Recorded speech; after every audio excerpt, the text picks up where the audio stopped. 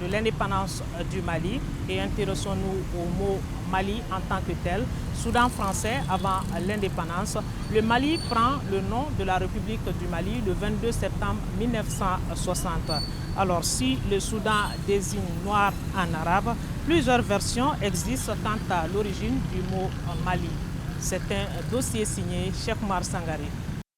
Troisièmement, à proclamer que la République soudanaise s'appelle la République du Mali. Et oui, c'est le 22 septembre 1960 que notre pays prend l'appellation Mali avec la proclamation de l'indépendance. Jadis, il s'appelait Soudan, un mot arabe qui veut dire noir. Ce nom fut donné par des Arabes qui sont les premiers explorateurs à sillonner le pays. Soudan, le noir, El Bilad Soudan, pays des Noirs, pour indiquer les peuplements africains au sud du Sahara. Les voyageurs arabes qui visitaient le Sahara, et puis au sud du Sahara, les pays au sud du Sahara. Donc ils ont utilisé ces termes, Bilad el Soudan. Donc les écrivains européens qui vont venir alors vont utiliser ces termes-là. Par exemple, il y a un ouvrage de Eugène Mage, Voyage au Soudan occidental.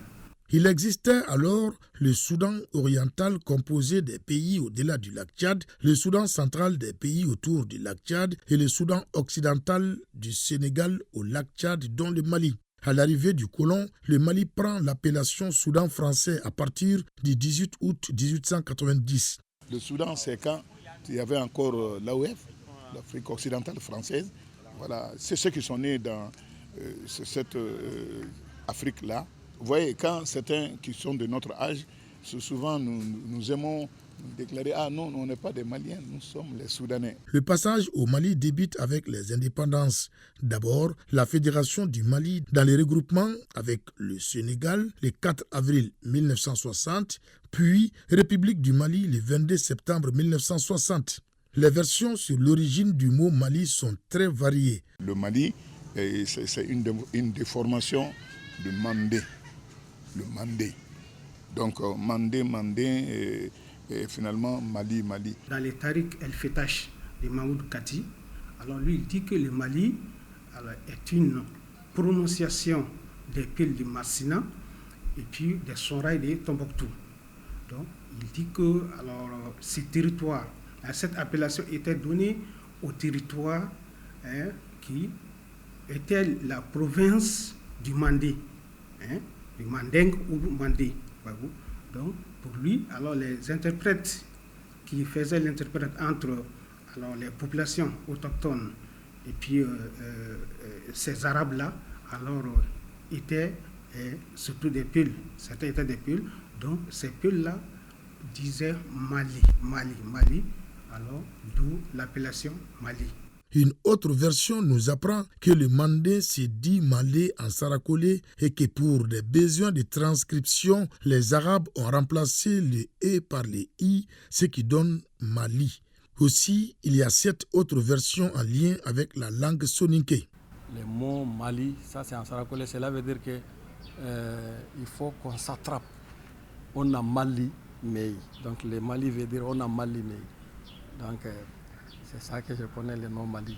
Donc j'ai entendu beaucoup de versions, d'autres disent hippopotame, d'autres ont dit que aussi c'est les miels de l'humanité. Mais nous, c'est nous les Sarakolais là, nous on dit que c'est on a Mali, mais il faut qu'on s'attrape, il ne faut pas qu'on va séparer. De l'origine du mot Mali, la légende a également ses versions qui nous ramènent à l'hippopotame appelé Mali en langue bambara.